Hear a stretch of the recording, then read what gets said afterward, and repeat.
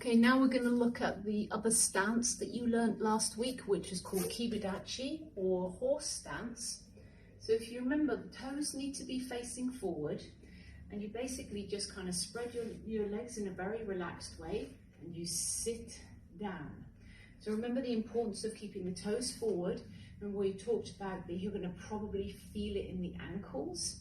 If there is some stiffness there, this is quite natural, okay? So as I show you from the side, it's important that your posture is good and that this is tucked in. For men, ideally, you have your hips in this position. It's designed particularly for men, this stance. So there is this, and then you're supposed to tilt your hips, and your posture should be really strong.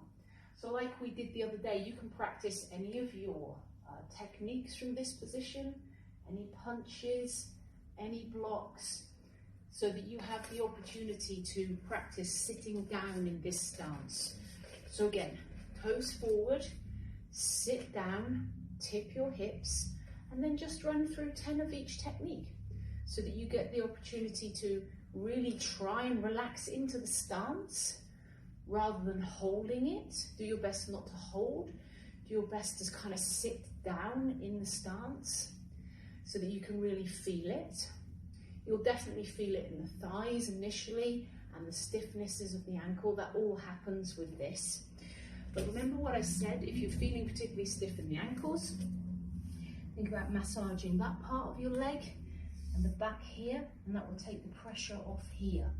So that stance is really beautiful to practice when you're washing up, for example. Washing up is really good. You can sit there and just do your thing and just relax into this position. It's called kiba dachi, or you'll hear it referred to as horse stance. Okay, chaps, I'll see you Saturday. Happy training.